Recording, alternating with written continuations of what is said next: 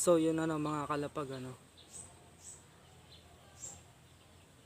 nakakalungkot man isipin mga kalapag, dahil yung mga video ko mga kalapag, katulad nung nakikita nyo dyan sa thumbnail ko mga kalapag, yung sa title mga kalapag, yes mga kalapag, totoo, pinagbubura ko ng mga kalapag yung mga video, kasi kahit naman sa aking video yun mga kalapag, kailangan kong burahin dahil nagtataka ako bakit ang dami kong mga video, ang dami kong may mga nanonood naman, pero bakit yung watch hour ko yung watch hour ko sa YouTube hindi siya tumataas kahit na may nanonood, kahit na tinatapos naman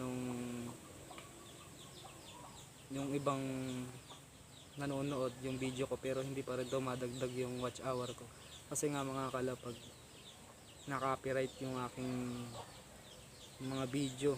Halos karamihan mga kalapag 67 video yun mga kalapag, tapos ang natira na lang siguro is 15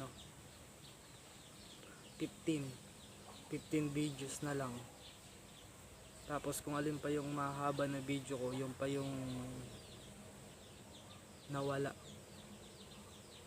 yung pa yung kailangan burahin. Kasi bakit ko nga ba kailangan burahin, diba? Bakit ko kailangan burahin? Kasi mga kalapag, ganito yun.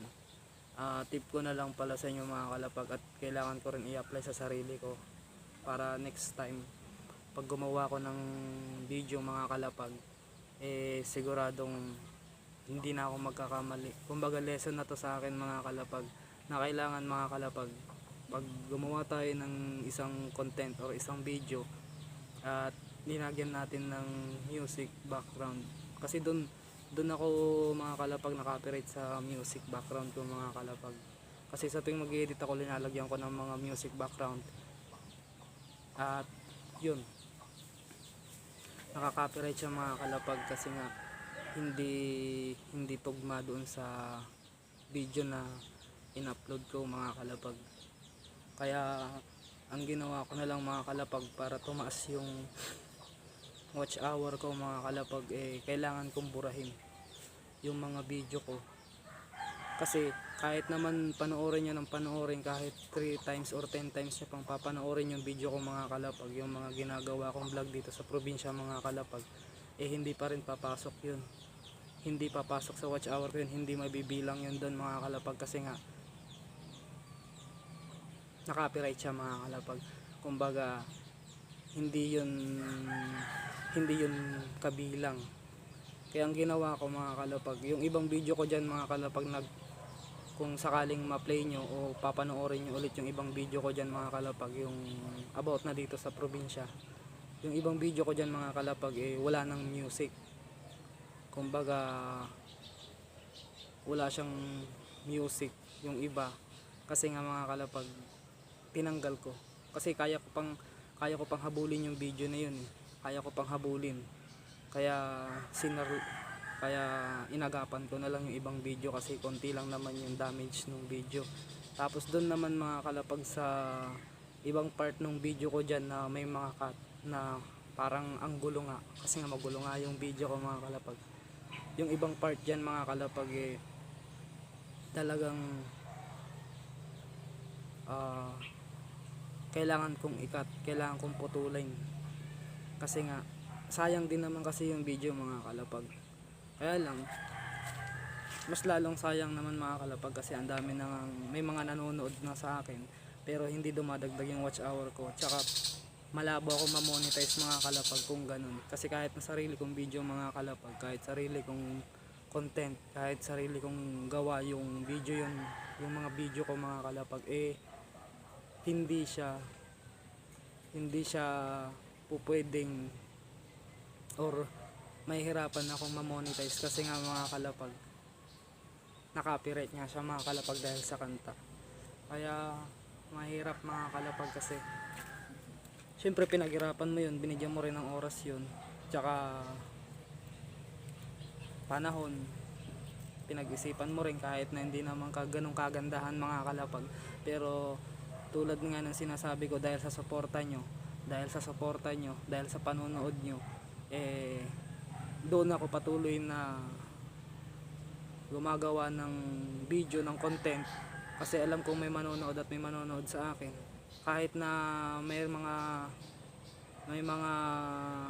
nag-unsub man sa akin, okay lang yun mga kalapag. Ganun talaga eh, ganun talaga, may mga nang mag-unsub, pero mas marami pa rin yung mga katulad nyo na legit na nanonood sa akin, kahit na wala namang katuturan siguro yung mga video ko, kaya siguro ina-unsub tayo mga kalapag. At yun mga kalapag, nga isang tip ko lang sa inyo mga kalapag, pag gumawa tayo ng video mga kalapag, tawag dito, i-check din natin sa Chrome o sa ano natin, sa may video natin mismo. Tignan natin doon sa Chrome sa may video mismo, check natin kung merong bang copyright, kasi sayang mga kalapag yung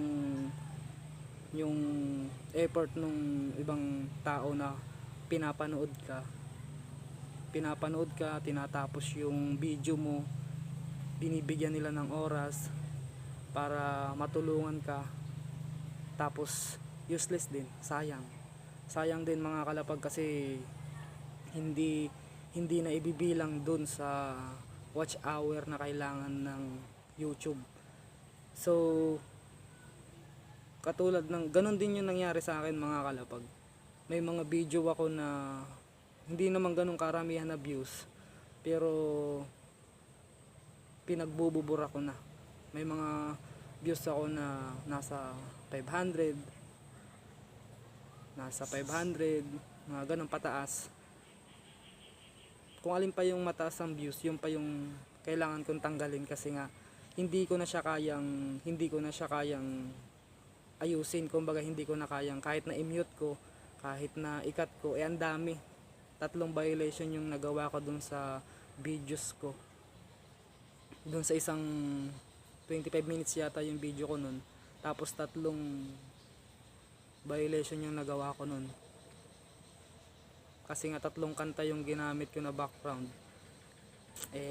Doon ako sumablay mga kalapag. Kaya nagugulat ako mga kalapag, kahit na sinasabi nilang mga kaibigan ko mga kalapag na suportahan, tutulungan daw ako sa watch hour ko, tutulungan daw ako sa pag-angat. Kaya lang mga kalapag, nagugulat ako, legit yung mga ka-GC ko.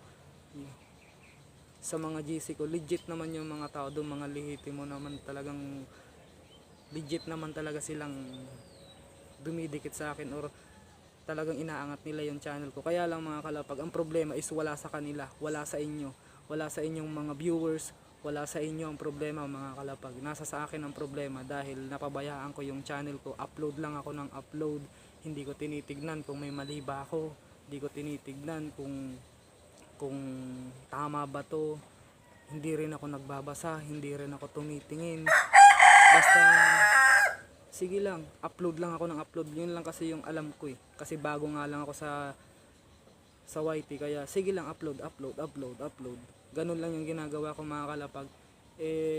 Tinignan ko kagabi mga kalapag yung watch hour ko, sabi ko bakit ang dami naman nanonood sa akin, may mga nanonood naman sa akin, pero bakit yung watch hour ko ang tumal. Kumbaga hindi siya hindi siya ganong kabilis umangat. Kumbaga dapat ang ano ko ina-expect ko medyo tumaas na rin kahit konti, pero mga kalapag hindi tumataas, dahil nga po sa na-copyright nga po yung video ko mga kalapag.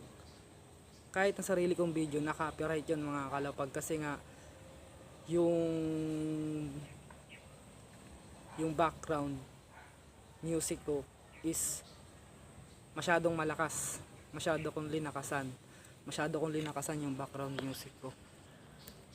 Kaya ganun na lang ako kadismayado, kasi kung alin pa yung mahaba na video, kung alin pa yung mas binigyan ko talaga ng pansin, binigyan ko ng oras, binigyan ko ng panahon, ayun pa yung sabi nga niya ni sumablay.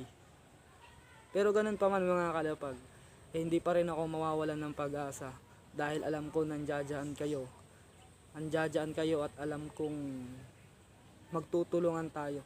magtutulungan tayong iangat ang bawat isa para sa atin. At salamat sa suporta nyo pa rin mga kalapag, kasi kahit na ganun yung mangyari, kasi may mga nagchat sa akin, na bakit daw yung mga videos ko is nawala, at may mga nagsasabi din sa chat ko ay sa group chat na bakit daw, kung alin pa yung mahaba is bakit kailangan ko pa daw tanggalin, pinagbubura ko daw, nababawasan daw yung watch hour ko noon. Mga kalapag, kaysa naman mga kalapag, kung hindi ko gagawin yung pagbubura, lalo kung talagang wala nang kapag-apag-asa yung video, may pag-asa naman yung video mga kalapag, kaya lang yun nga mga kalapag, sa 3 violation ko na yun, kailangan kong ikat sa 25 minutes or sa 15 minutes, kailangan kong ikat. Oo, matatanggal yan mga kalapag, magiging okay yun, kaya lang hindi na ganun kaganda yung video mga kalapag, kaya kailangan ko na lang na burahin para kahit pa paano naman makapanibago, gumawa na lang tayo ulit ng bago mga kalapag. Total, di naman ako nawawala ng pag-asa, tulad ng sinabi ko sa inyo kanina, nandiyan naman kayo para suportahan ako, at nandito din ako para suportahan ko rin kayo. Lihitimo tayo, legit tayo mga kalapag, at hindi tayo mawawalan ng pag-asa. Medyo nadidismaya nga lang, at nakikita nyo naman, medyo namumugtong na yung mata ko mga kalapag, kasi halos wala akong tulog mga kalapag. Hindi ako masyado natulog kasi nga halos isang araw din, kasi simula kahapon hanggang ngayon, hanggang kagabi, halos hindi pa ako totally talaga natulog, legit yan mga kalapag. Kasi nga hindi ko sukat akalain na ganun na pala kalala yung problema ng YouTube channel ko.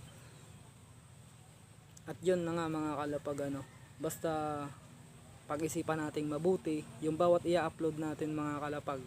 Kung may oras tayo, i-check din natin, punta tayo ng Chrome, punta tayo ng channel natin, i-check natin kung na-copyright ba, o marami bang na-copyright na video mo. Kailangan mo nang gawan ng paraan, kailangan mong i-edit, kailangan mong burahin, kasi mga kalapag, sayang yung suporta nyo mga kalapag. Kahit na panoorin nyo ako ng panoorin yung video ko mga kalapag, useless din yun mga kalapag, kasi nga hindi ko inayos yung mga video ko, kumbaga na-copyright na kumbaga hindi talaga bibilang yun dun. Kaya ang ginawa ko mga kalapag, yung mga natitirang video ko, yan lang yung mga naisalbar ko, kumbaga yan lang yung nakaya ko pa na ayusin. Pero yung iba talaga mga kalapag, talagang hindi ko na naayos mga kalapag, kasi nga wala katulad yan ngayon mga kalapag. Tulad niyan, pinagbubura ko yung mga na-copyright ko, yung iba naman inedit ko na lang para hindi naman halos masayang yung ginawa ko. Tapos tinignan ko yung watch hour ko mga kalapag. Noong time na nagbura ko mga kalapag, hindi pa siya ganun. Nung binura ko yung mga video, tinignan ko yung watch hour ko, wala naman nabawas. Walang nabawas mga kalapag. Kaya huwag kang matakot na burahin kung hindi naman, sabi nga, kung ikakasira ng channel mo, burahin mo na mga kalapag. Kaysa naman maraming manonood sa'yo pero hindi naman nadadagdagan yung watch hour mo, yun ang mas mahirap. Doon ka magsisisi mga kalapag. Kaya hanggat mas maaga, bigyan mo ng action. Ngayon lang yun, ang ititip ko sa inyo mga kalapag, kasi tulad ng sinabi ko mga kalapag, kung kailangan na i-give up na natin yung mga bagay na hindi na po pwede. Wow, hugot So yun lang mga kalapag, at yes mga kalapag, i-check nyo na lang yung channel ko mga kalapag, at makikita nyo na lang, konti na lang talaga sa 60 plus na video ko, 15 videos na lang, kasi pinagbubura ko talaga yung mga video, kasi nga hindi siya nadadagdagan. Ngayon na nagbura naman ako at nagpatulong ulit ako sa GC ko, ayun, nakita ko naman tuloy-tuloy na mga kalapag, unti-unti umaangat na, kasi nga kumbaga yung mga views, yung mga ginagawa nyo na panonood sa akin is napapakinabangan na ng channel ko, kasi pinapanood nyo na ng pinapanood, at saka yung video na pinapanood nyo is hindi na copyright. Kaya sige lang, angat lang ng angat. Kaya ang masasabi ko lang sa inyo mga kalapag, kahit na ganun man yung nangyari sa akin, at alam ko nandiyan kayo nagmamahal para sa akin, hindi ako magsasawa na mag-upload ng video mga kalapag. Ngayon lang yun mga kalapag. Huwag tayong mawalan ng pag-asa mga kalapag, natural na to. Lesson to sa atin na kailangan din natin ingatan, kailangan din natin pangalagaan. Kasi ang paggagawa talaga ng content is mahirap. Pero para saan pa, 'di ba? Dito naman tayo nagsisimula. Nagsisimula tayo sa walang alam. Ganun lang 'yun mga kalapag at 'yun na lang mga kalapag. Tanging may papayo ko lang sa inyo, i-delete nyo na yung mga video nyo na sa tingin nyo is copyright. I-delete nyo na mga kalapag kasi sayang. Kasi kung hindi mo i-delete yan mga kalapag, tutulungan kita. Manonood ako sa video mo, pero hindi madadagdagan yung watch hour mo mga kalapag. Sayang lang yung binigay kong tulong sa'yo kung hindi mo rin naman inayos yung channel mo. Tulad din yan sa akin mga kalapag. Sayang yung mga binigay nyong tulong sa akin na panonood sa channel ko, sa mga video ko. Kasi hindi ko inayos yung channel ko. Ito na mga kalapag, dito ako magsisimula. Dito ako magsisimula ulit, nababangon ulit. So hanggang dito na lang mga kalapag at maraming salamat pa rin sa suporta nyo. At sa mga nag-unsub sa akin, okay lang yun. Okay lang yun. At least mas marami pa rin ang legit na mga katulad ng mga kalapag ko dyan na talagang nilapag nila yung buong presensya nila para sa akin. So yun na lang mga kalapag at maraming salamat. At huwag na kayong magtaka kung bakit kakunti na lang yung video ko at bakit binura ko yung video ko, kasi yun na nga po yun. So hanggang dito na lang. At kita-kita na lang ulit tayo sa next vlog natin mga kalapag. So, babush!